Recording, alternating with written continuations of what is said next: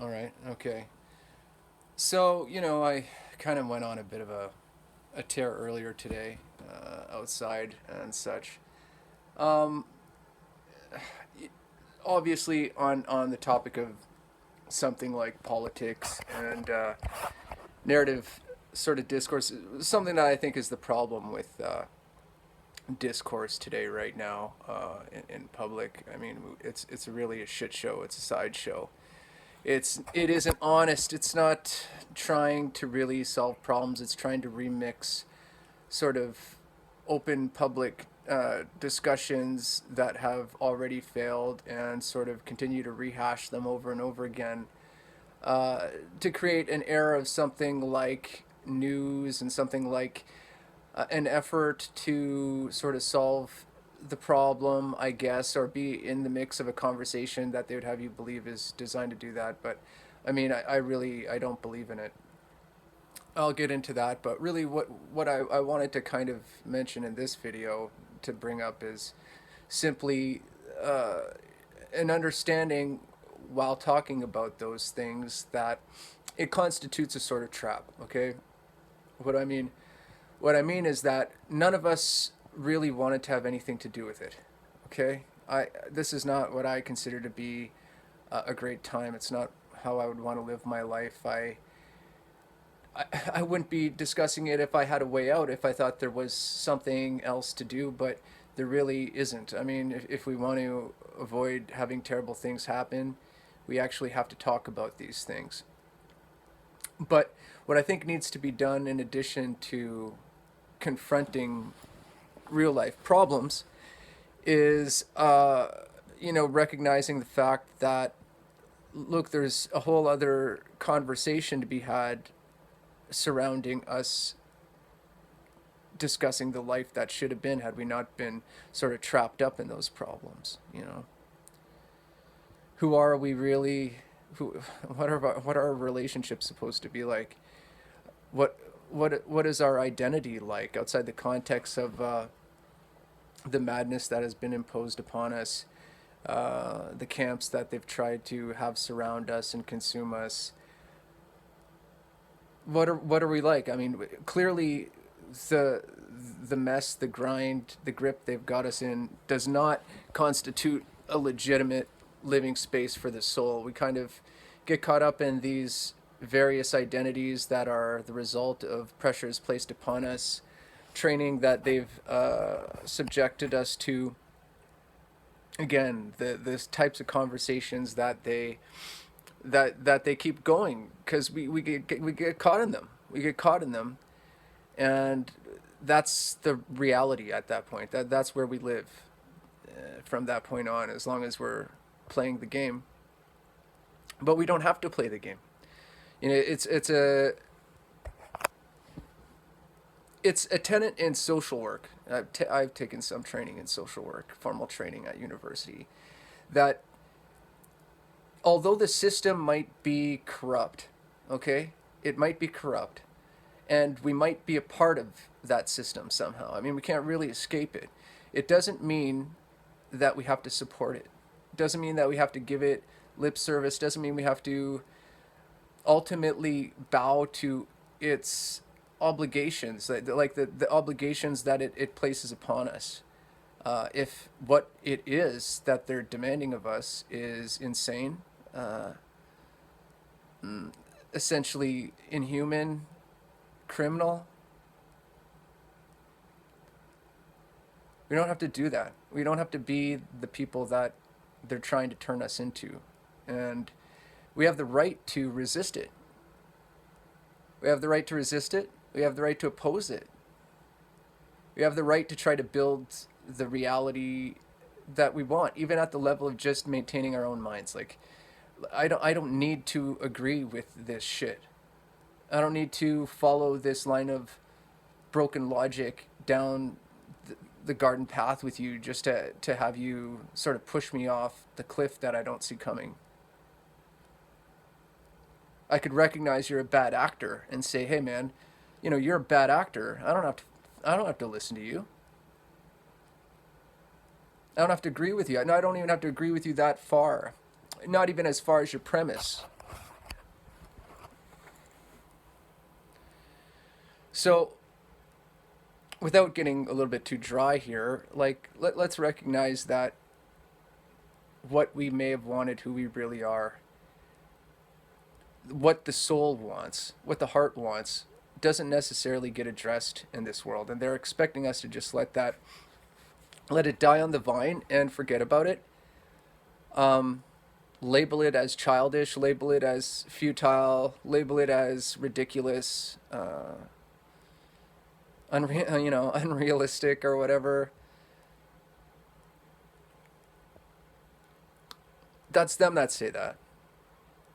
And the more you accept those kinds of dismissive attributions about the things that are fundamentally true of who and what you are, the more they get you to let go and betray and abandon those things in favor of something that they've got in mind for you. And what we come to see over and over again when we replace what we really are with what they want us to be is that ultimately, them not having our best interest in mind, we just lose. We lose. And ultimately, even unto our own destruction. I mean, like what we see with the homeless community. You think those people never played ball a day in their life? They play ball all the time.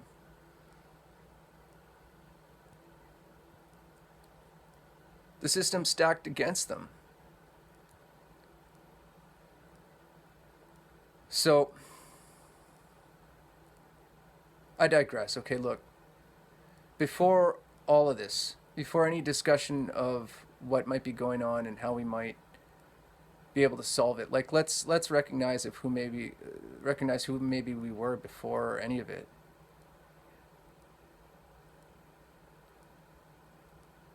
I mean, I remember when I was a kid, like when I was really really young, just achieving consciousness, the value of consciousness. Everything about who we are has value. It's ours. They want to lay claim to, seize upon all that is naturally ours, and then they tell you what it's worth or what it isn't worth. Whether you should have it or whether you should abandon it, whether they want you to use it, it's acceptable or not. And we have to agree with them at some level to allow that influence to hold sway over our use of these things, or a lack of use of these things.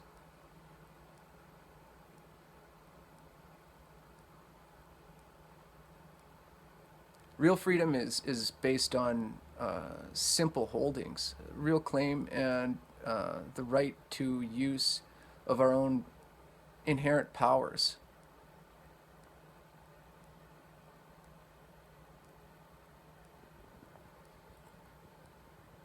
And their free use. We don't need them to pay us to validate or justify any of that. And just because they don't doesn't mean it's not worth anything.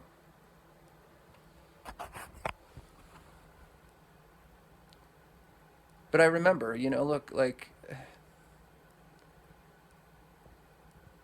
when I when I identified more with like being a horse or something, even as a kid, I identified more with that, just that condition of being like I'm on the farm. I can't do anything about any of this. I see a beautiful woman or I see some good and beautiful thing, and it's just something to behold. But what has it got to do with me, really? What can I do about it? But I'm awash in the power of it, and I just have, you just have to kind of stand there and behold and respect it.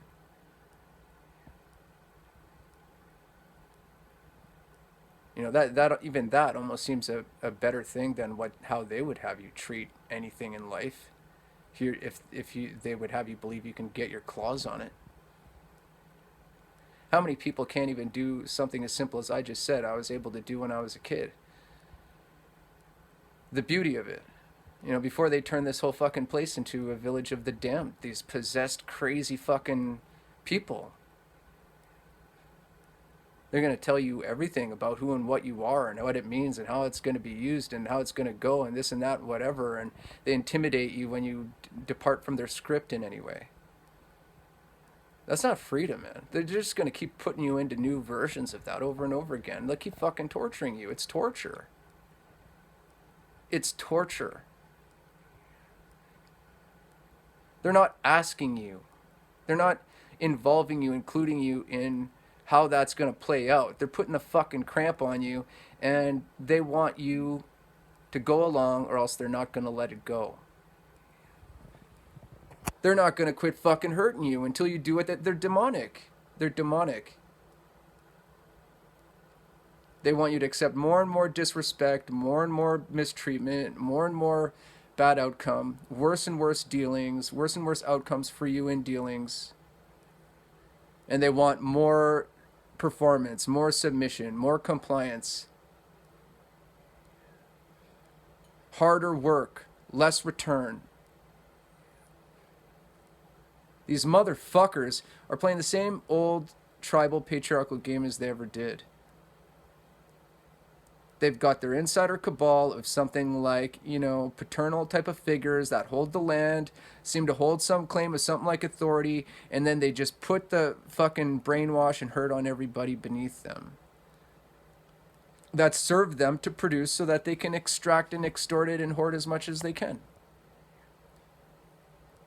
while giving less and less to you and me, and hearing you less and less, despite them pretending to appease you in some way,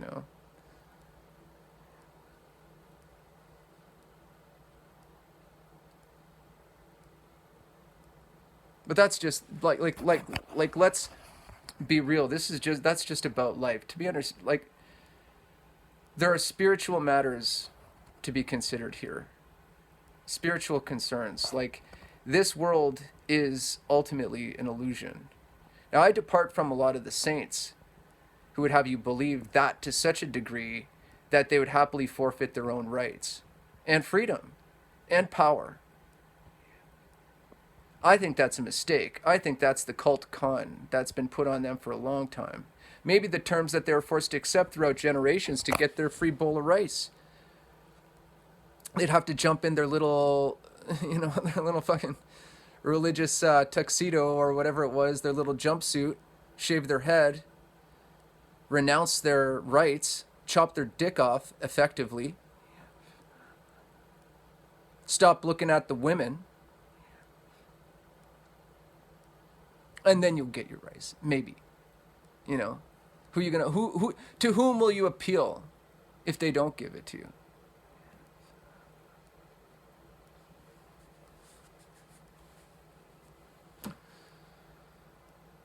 Look, there is another world. There is an afterlife. But you're not going to get into that in any way different than what you know here today if you don't understand how the struggle for freedom is occurring at any level, in any way, in any place. Look, if you want to be a fucking Nazi, there's going to be plenty of opportunity in the universe, in this life and the next, to drag you into that. Why?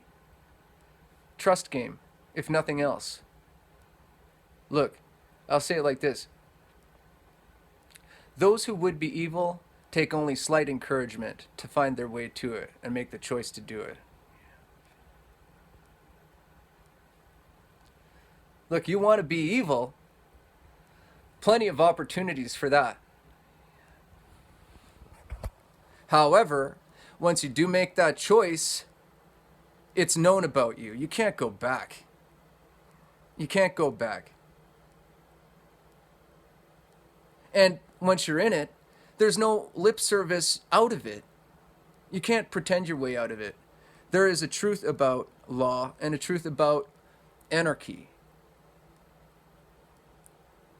And if you want to really play side, you've got to be as they are on that side. So there's no such thing as be an anarchist criminal and then have people believe you're a man of the law. Not in spiritual terms where there is sort of godlike oversight, you're busted. It's like there's no hearing, there's no defense attorney arguing your case.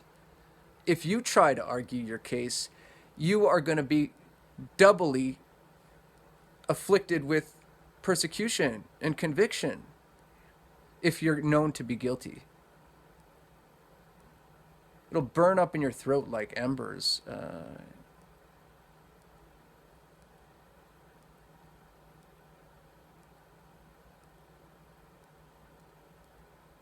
Escapism, right? Do you want to escape from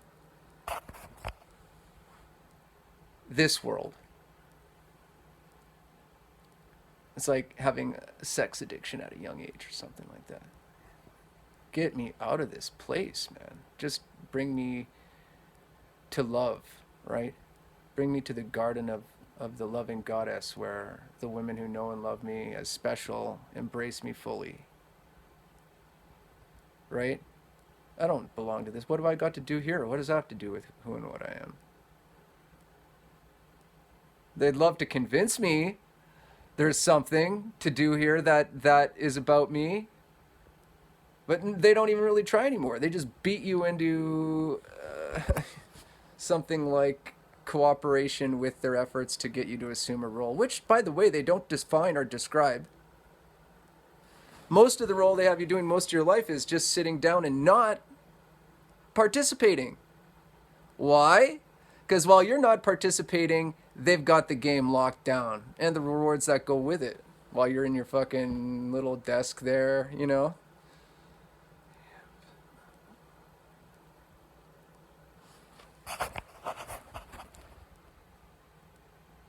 Right? What girl would be with someone like them is going to be swooning over the real decent, cool pencil pusher who's not making coin when she could be with the fucking organized criminal driving a Bentley or something? Think they're wasting time pushing pencils?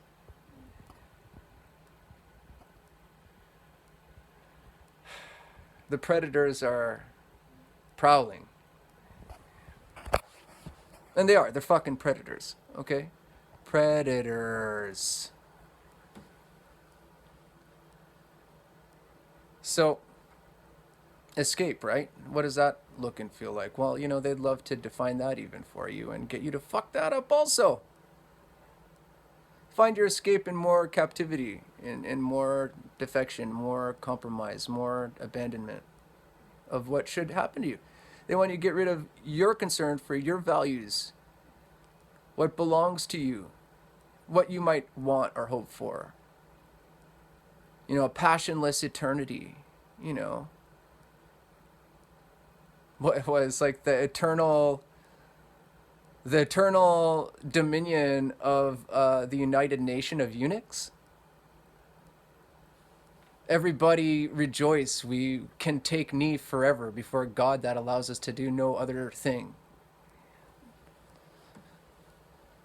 I bet you there is a God like that. Guess what kind he is? Oh, he'll keep you on the drug of heaven. Or something like it, at least when he's seemingly offering you something. You willing to take that in exchange for everything that is rightfully yours? Everything that you might believe, anything that you might want or choose to do or be. Break to the knee and obey me. I could tell you about a vision I saw once and an experience I had with such an apparent deity and his choir of angels. I could tell you all about it.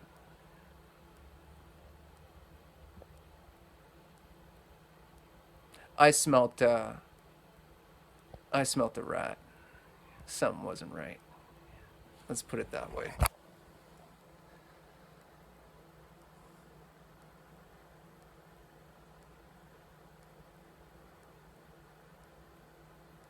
What are you willing to sacrifice to have a vision of a view of heaven that's been laid out for you, that's been decided without consulting you.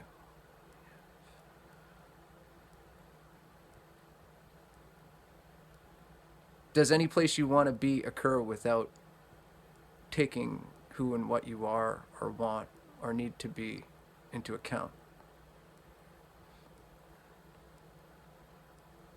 Could it have anything to do with love? Is that love? Does love matter to you? This world's telling you more and more, don't bother about love. Don't bother about it. Love doesn't score, doesn't show up on the balance sheet.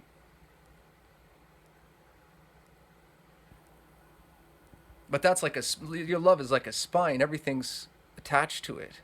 You can't rot out the spine and then get much of it out of anything else that you might want to know.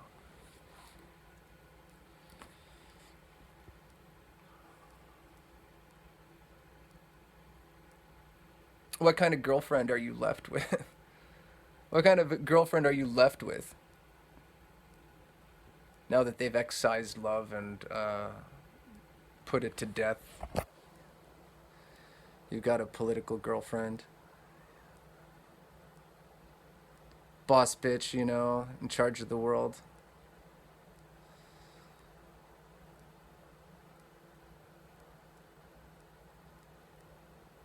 Okay. I don't know really what I'm on about right now. Is what I'm saying is most of us didn't ask for the life that we're being forced to deal with. There's something a lot of us wanted and believed in before any of that, and even before any religions got their claws on it. There's an inherent faith, an inherent natural faith, goodwill, okay? And an inherent desire to be good and do good for one another. And this is the sort of thing we need to be honest about and get in touch with before and intimately. So before we start talking about systems of thought and religion or politics or whatever, that seems to have already, by the time we got there, have jettisoned all such things. Or mixed it up with poison. Impossibly mixed up with poison. Can you meet a woman who isn't possessed by evil right now? Is it possible? Could you imagine something like sexual liberation with such a person? Or, say, something like real bonds of love or something like that? Do you think that that's possible? Or, I don't really want to drone on. I'm just saying that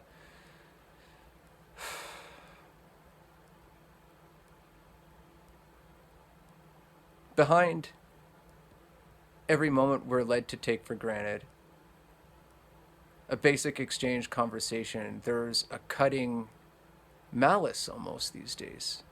Malice, disrespect, lack of appreciation for who you are. They want you to believe that you owe them something or you need to amount to something before they have to take you seriously or care about you at all. What do you got for me? How are you serving my bottom line and my agenda?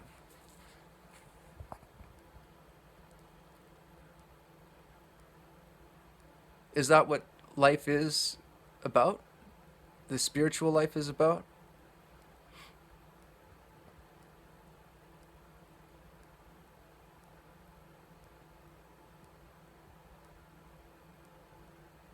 That's just a question because honestly, I think you could, if you wanted to, if you could get there. I mean, maybe it would take you to be really badly defeated. But you could realize that in some way or another, as much as any of it matters to you, uh, how much all of it, in certain instances, can be seen as pure poison.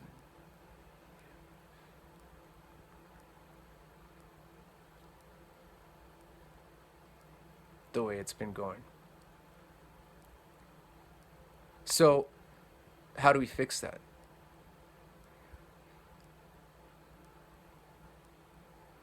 Can you do it alone?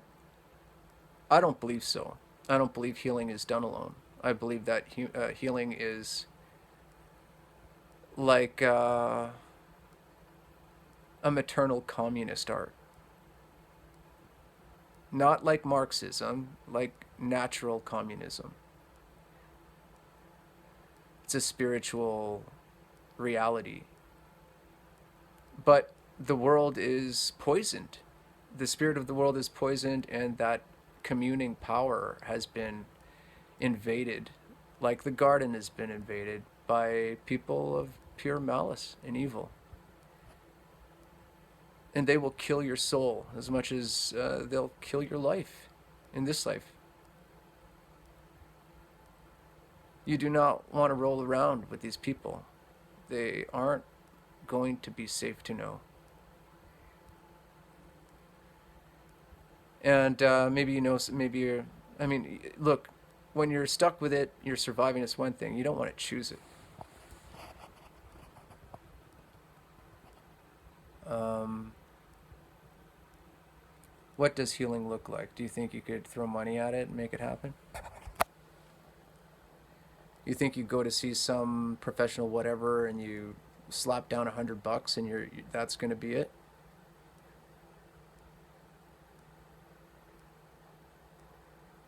Can you be honest about it?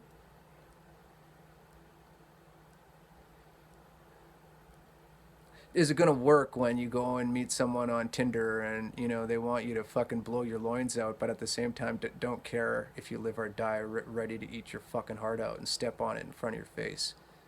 Is that healing? Is that what it looks like?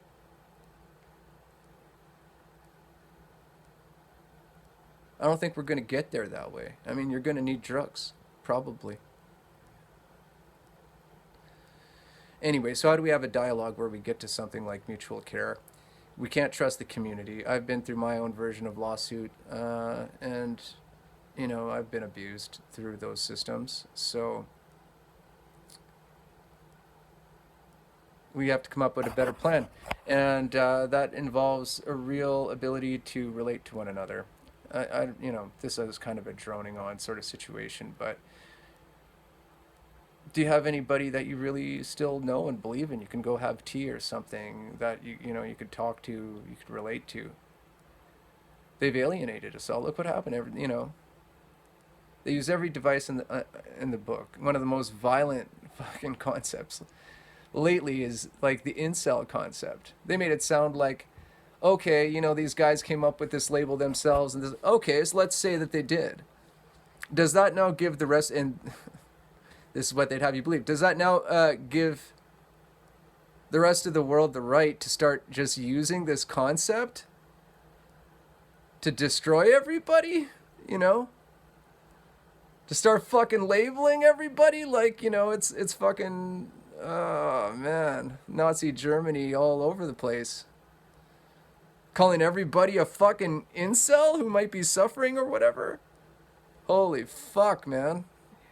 Like, had it come from a population other than the people they would have you believe name themselves, they would have called violence all over that right away. They pull a little trick. Oh no, like Jesus. Oh no, I wanted to kill me.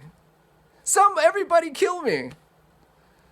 And then all of a sudden it's fucking permissible across the board. Now let the blood start spilling, right? Don't worry, they like it. They wanted that. It's religion.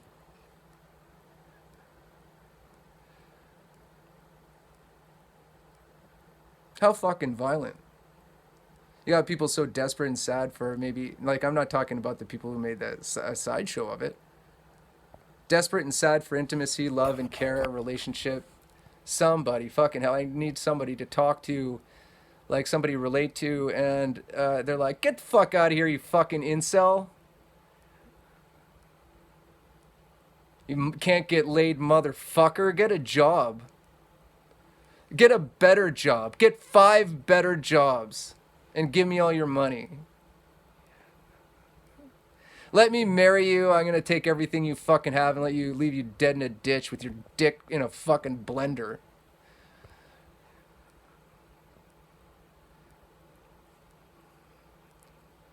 How did we get there? I mean, that's not that look. We were doing a lot fucking better than that in the 90s, man. This is what we call big time loss. Big time loss. We are in the past. That's worse than most pasts that have been described in our recent time in history. Anyway, look, what I'm saying is we need to start having a real conversation about what we need to do as a people if we're going to get free of the systems of abuse and brainwashing and exploitation and slavery that they've imposed upon all of us. They're not going to stop. They're going to keep pushing, and it's going to get harder and worse and worse and worse. The more we go along with them, the more they're going to take. They're killing people on the street right now all the time. We got to get tough, man. You got to get cool because fuck it. They aren't any of those good things as far as they would have us inherit it for our own benefit. The ways that they are those things, they keep that hidden. They don't let us touch it. So let's fucking work on our own creative efforts here. We have to visit basic principles of all things. Our ethics, our rhetoric, you know. When I say ethics, what I mean is our morality sort of, it gets to a point where, look, we have principles at a certain point. But let's work to get there and then say, look, these are bottom line ideas. I'm bored. I'm tired. I didn't get a lot of sleep. I'll end it there. But I know a lot of people don't even want to deal with it. They want to escape to something like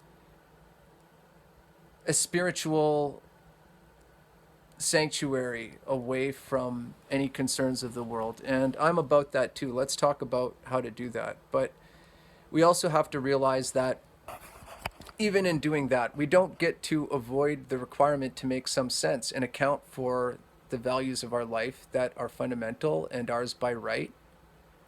We got to hold on to those rights because it's okay to do it. We don't have to kill any part of ourselves in order to ensure our eternal life. We just have to stop being and doing evil.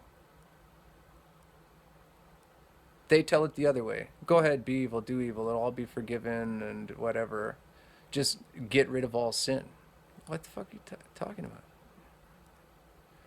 Or have sin be forgiven by committing an act of murder. Like, what the fuck is happening?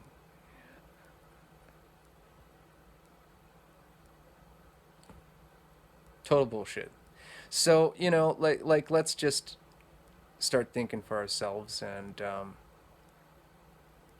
don't kill your brother with stupidity because we can't afford it, and they'll hold a fucking grudge, I'll tell you that, and I'll help them hold it. Anyway, okay.